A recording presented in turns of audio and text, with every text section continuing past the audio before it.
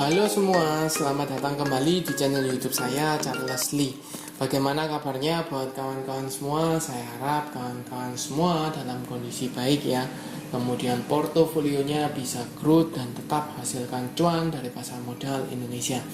Mungkin teman-teman merasa bahwa beberapa bulan atau beberapa minggu ini IHSG cenderung tertekan, cenderung merah ya, bahkan koreksinya cukup besar. Apakah tetap bisa untuk trading di saham-saham Indonesia di kondisi sekarang, atau bahkan ada slogan sell on May ya, jual ketika Mei, yang kemudian balik kembali atau masuk kembali di IHSG itu di sekitar bulan Oktober, November, hingga tujuannya yaitu Windrest dan Januari Effect ya, seperti itu. Dan jawabannya adalah tergantung teman-teman. Apakah teman-teman tujuannya investasi atau teman-teman manfaatkan untuk scalpingan? Kalau scalpingan mungkin teman-teman carinya saham-saham yang mudah digoreng ya, mudah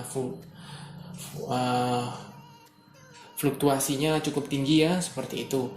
Tapi kalau teman-teman investasi ya, teman-teman cenderungnya adalah cicil beli, manfaatkan atau lebih baik manfaatkan ketika IHSG-nya koreksi. Kenapa? Kalau teman-teman dapat harga barang berkualitas di harga lebih murah, maka lebih baik buat teman-teman ya kan? Seperti itu. Nah, sekarang pada kesempatan kali ini saya akan membahas satu saham yang mungkin teman-teman dahulu itu dibangga-banggakan ya.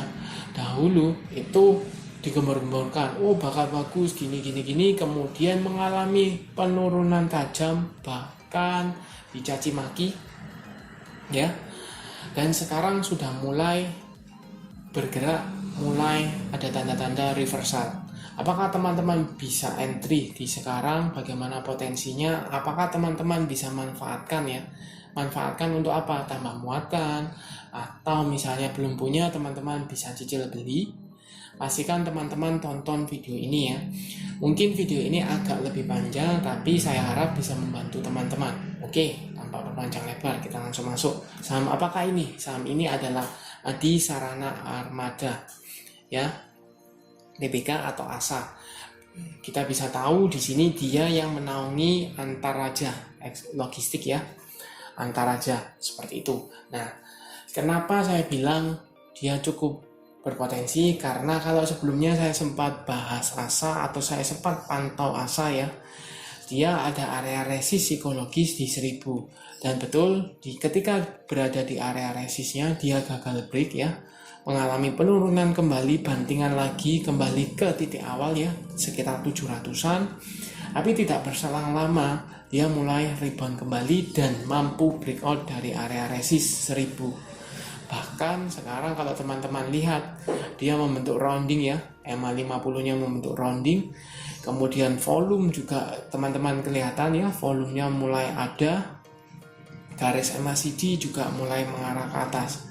Mengindikasikan apa? Di sini mengindikasikan ketika dia bandingan di bawah ini ya, dia membuang retail atau mengusir retail, karena kan dia di sini ini pasti ada retail, pasti keluar, jenuh lah ya, kok turun terus seperti itu ya. Jadi dikasih kesempatan rebound, pasti dimanfaatkan oleh retail untuk sell on strength. Oh ini mungkin kebanyakan ya, mayoritas, oh ini mungkin manfaat, dikasih kesempatan untuk keluar, maka dibiarkan teman-teman jualan retail keluar dulu, dibanting ya, dibanting, udah mulai keluar, tampung lagi, diangkat. Sekarang di sini ya.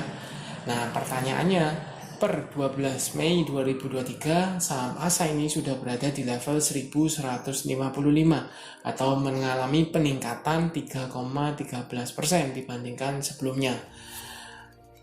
Nah, untuk ASA teman-teman bisa pantau ya, EMA 200-nya di mana, di 1140. EMA 50-nya di mana, di 895 ya. Jadi EMA 50 di bawah EMA 200. Dia fasenya masih downtrend. Tapi dia ada tanda-tanda perbalikan arah. Ya, di sini. Kalau atau dengan catatan ASA ini mampu breakout dari EMA 200-nya. Kalau seandainya dia tidak mampu breakout di EMA 200, maka dia akan menguji support terdekat. Support terdekatnya di mana? Di level 1000 ya, area resist sebelumnya. Jadi di sini supportnya seperti itu. Jadi gambarannya, kalau seandainya dia gagal break di sini,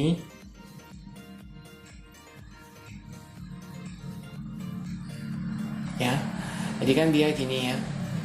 Di sini kalau teman-teman coba cek di sini area resist, dia gagal break, turun kembali ke titik awal ya, sebelum dia breakout di sini, kemudian dia rally naik lagi seperti ini. Nah, kalau di sini dia mampu tembus, maka dia akan lanjut, confirm dia mulai bergerak uptrend. Tapi kalau seandainya dia gagal ya, maka dia akan menuju support ya, menuju support, kemudian dia akan breakout di sini.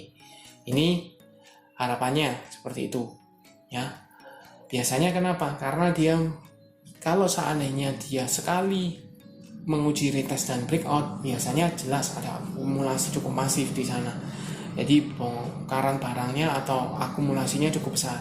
Tapi biasanya tidak seperti itu ya. Biasanya ketika dia menguji support gagal, dia turun kembali. Pilihannya dua.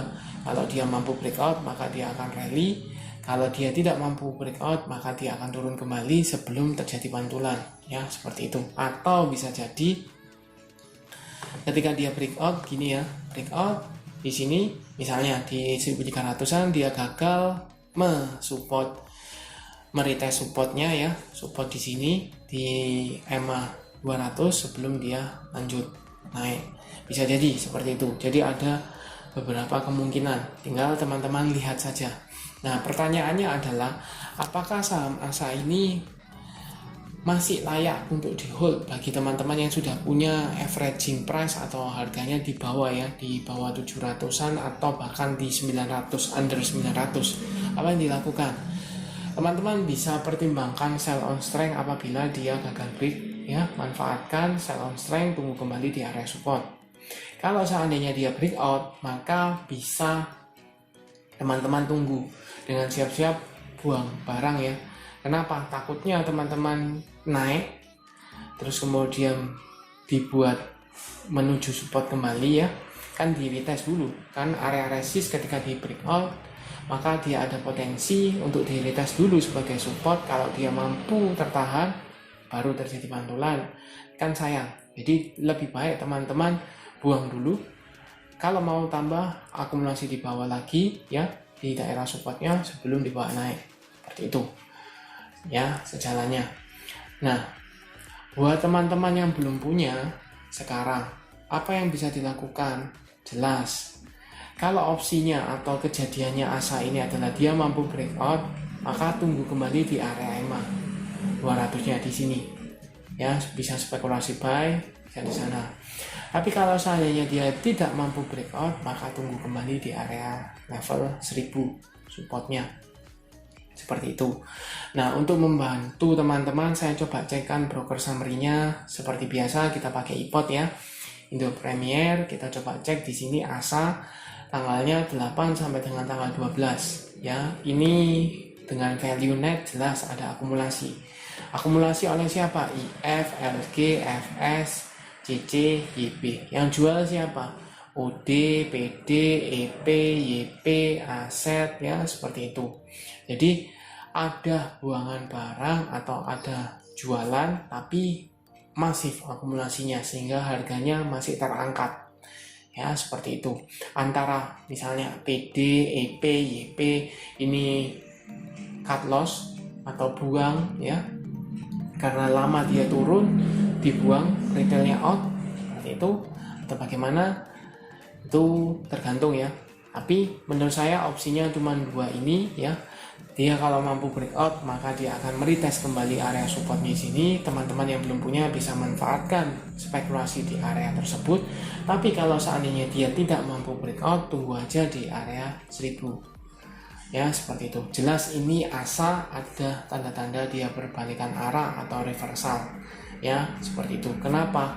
Sekali lagi, dia mengalami kenaikan disertai dengan volume. Bayangkan di sini, volume di sini tidak terlalu masif ya, tidak terlalu besar, menunjukkan bahwa apa? Orang-orang cenderung tidak melirik asa, ya. Ketika dia mulai ada tanda-tanda perbalikan, volumenya mulai keluar.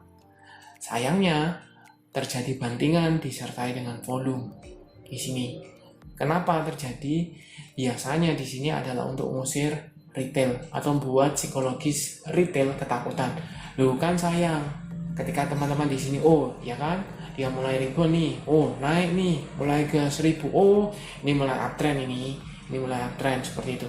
Di sini dia gagal, maka psikologisnya dibuat turun ya, dibuat turun. Oh iya, eman ya kalau gitu, atau eman ya. Kenapa saya tidak jual di sini? Kenapa saya tidak jual ketika dia mengalami kenaikan? Cenderungnya psikologisnya dibanting ya, mengalami kerugian, turun-turun. Oh iya ya, tahu gitu, eman jual. Nah, ketika itu terjadi di retail, maka ketika harganya sampai di titik yang sama ketika ini ya, let's say di 900-an, maka yang terjadi adalah retailnya jual. Karena kenapa? Pengalaman kan, dibawa naik ke 1000 tidak mau jual, kemudian turun kembali ke 700, dia pasti berpikir, oh iya ya, eman saya tidak jual di 1000. Ketika terjadi kembali di area 1000 atau mendekati 1000, pasti dijual. Penting saya bisa keluar ya, amankan modalnya, entah profit dikit atau BEP, pasti dijual. Dan itu akan semakin ringan buat market makernya untuk angkat. Kenapa? Mayoritas yang jual retail ya, retail. Bandar sudah nampung di bawah nih, tampung kan, pasti dia penurunan ini tampung ketika dia sudah mulai ada barang, dia tahan barangnya ya. Kan barangnya ditahan, tidak ada over ya, overnya berkurang, sedangkan bidnya mulai muncul, kan pasti naik. Retail jualan, dia tahan aja di bawah bid, ganjel bid lah istilahnya, ditahan di bid. Kalau seandainya dibanting di bawah mereka dapat, kalau enggak harganya di bawah naik. Lama-lama kenapa? Naik. Seperti itu sesimpel itu, maksudnya sesimpel itu psikologisnya. Nah, pertanyaannya adalah, apakah teman-teman bijak untuk jual sekarang atau masih bisa di hold karena profitnya masih mungkin untuk run di sana? Tinggal teman-teman lihat opsinya ini ya. Apakah teman-teman atau asa ini akan membentuk pola pertama di sini atau pola kedua? Semoga membantu ya analisanya. Ini disclaimer on, bukan berarti teman-teman langsung hajar asa, tidak. Teman-teman perlu analisa sendiri ya. Seperti itu. Cuman kemungkinan menurut saya ada dua opsi ke arah sana. Ya, jelas karena ada akumulasi. Di sini yang buang adalah mayoritas retail ya, PD, YP, EP, retail seperti itu. Oke, semoga membantu buat teman-teman. Sampai jumpa di video analisa saham berikutnya. Jangan lupa like, share, dan subscribe channel YouTube saya, dan nantikan video analisa saham berikutnya.